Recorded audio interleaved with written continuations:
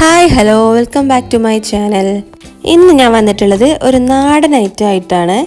നമ്മുടെ പാവയ്ക്ക കൊണ്ട് ഒരു അടിപൊളി കറിയുമായിട്ടാണ് ഞാൻ വന്നിട്ടുള്ളത്. ഇത് നമ്മുടെ പുളിയിഞ്ചിയൊക്കെ പോലെയുള്ള ഒരു കറിയാണ് കേട്ടോ, തൊട്ട് കൂട്ടാനുള്ള ഒരു സൈഡ് ഡിഷ്. അപ്പോൾ അതിന് വേണ്ട ഐറ്റംസ് ഒക്കെ എന്താണെന്ന് നോക്കാം.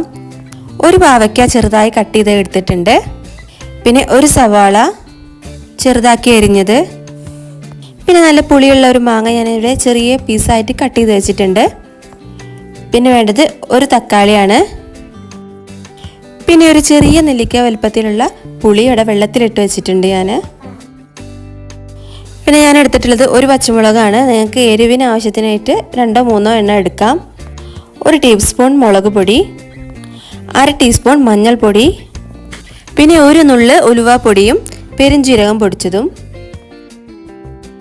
പിന്നെ ആവശ്യത്തിനായിട്ടുള്ള ഉപ്പ്, പിന്നെ കറി വറവിടാൻ വേണ്ടി കുറച്ച് കറിവേപ്പിലയും 2 വറ്റൽമുളകും എടുത്തിട്ടുണ്ട്. അപ്പം നമുക്ക് ഉണ്ടാക്കാൻ തുടങ്ങാം.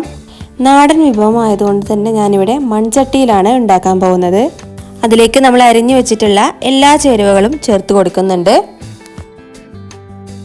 പാവയ്ക്ക, സവോള, പിന്നെ അരിഞ്ഞു വെച്ച മാങ്ങ, തക്കാളി, പച്ചമുളക്, മുളകും പൊടി, മഞ്ഞൾപ്പൊടി, ഉപ്പ്, പെരുംജീരകം പൊടിച്ചത്, ഉലുവ പൊടിച്ചത് എന്നിവ ചേർത്ത് കൊടുക്കാം. പിന്നെ നമ്മൾ എടുത്തു വെച്ചിട്ടുള്ള പുളി പിഴിഞ്ഞ് അതിൻ്റെ വെള്ളം കൂടെ ആഡ് ചെയ്ത് കൊടുക്കണം. എന്നിട്ട് ആവശ്യത്തിനായിട്ടുള്ള വെള്ളം നമുക്ക് ചേർത്ത് കൊടുക്കാം. ഏകദേശം നമുക്ക് നമ്മുടെ ചേരുവകളെല്ലാം മുങ്ങിക്കിടക്കാൻ പാകത്തിനുള്ള വെള്ളം ചേർത്ത് കൊടുക്കണം.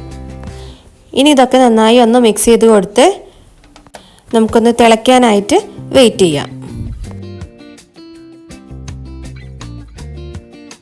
ഇനി നമുക്കതൊന്ന് മൂടി വെച്ചിട്ട് വേവിക്കാം. നന്നായി തിളച്ച് വന്ന ശേഷം ലോ ഫ്ലെയിമിലിട്ട് കുറച്ച് നേരം നമുക്കൊന്ന് വേവിച്ചെടുക്കണം. ഇപ്പം നമ്മുടെ കറിയൊക്കെ ഏകദേശം വറ്റി വന്നിട്ടുണ്ട്. നമ്മൾ ചേർത്ത ചേരുവകളെല്ലാം നന്നായി വെന്തിട്ടുണ്ട്. കുറച്ച് നേരം കൂടെ നമുക്കിതൊന്ന് ലോ ഫ്ലെയിമിൽ തന്നെ ഇട്ടിട്ട് നന്നായി വറ്റിച്ചെടുക്കണം. അപ്പോൾ ഞാനിതൊന്ന് നന്നായി മിക്സ് ചെയ്ത് കൊടുത്ത് വീണ്ടും അടച്ചു വെച്ച് തന്നെ കുറച്ച് നേരം കൂടെ ലോ ഫ്ലെയിമിൽ കുക്ക് ചെയ്തെടുക്കാൻ പോവുകയാണ്. ഇപ്പം നമ്മുടെ കറി ഇവിടെ റെഡി ആയിട്ടുണ്ട്. അവയ്ക്ക് കഷ്ണങ്ങളൊക്കെ നന്നായി വെന്തിട്ടുണ്ട്, നന്നായി വറ്റി വന്നിട്ടുണ്ട്. ഇനി ഞാനിവിടെ കുറച്ച് വെളിച്ചെണ്ണയിൽ കടുക് പൊട്ടിച്ച് നമ്മൾ എടുത്തു വെച്ചിട്ടുള്ള വേപ്പിലയും വറ്റൽമുളകും ഇട്ടൊന്ന് പൊട്ടിച്ച് കറിയിലേക്ക് ചേർത്ത് കൊടുക്കുന്നുണ്ട്. എന്നിട്ട് നമുക്കൊന്ന് മൂടി വയ്ക്കാം. അപ്പം നമ്മുടെ സിമ്പിൾ ആൻഡ് ടേസ്റ്റി കറി ഇവിടെ റെഡി ആയിട്ടുണ്ട്. ഇതൊരു അടിപൊളി കറിയാണ് കേട്ടോ.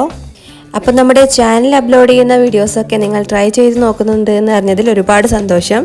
ഞാൻ അപ്ലോഡ് ചെയ്ത ടൊമാറ്റോ റൈസിൻ്റെ റെസിപ്പി ട്രൈ ചെയ്ത് നമ്മുടെ ഒരു സബ്സ്ക്രൈബർ ഫോട്ടോസൊക്കെ ഷെയർ ചെയ്തിരുന്നു. അപ്പോൾ ഇതുപോലെ എല്ലാ റെസിപ്പികളും ട്രൈ ചെയ്ത് നോക്കണം. എന്നിട്ട് നിങ്ങളുടെ ഫീഡ്ബാക്കൊക്കെ കമൻറ്റ് ബോക്സിൽ അറിയിക്കണം. അപ്പോൾ മറ്റൊരു വീഡിയോ ആയിട്ട് കാണുന്നത് വരെ ബൈ.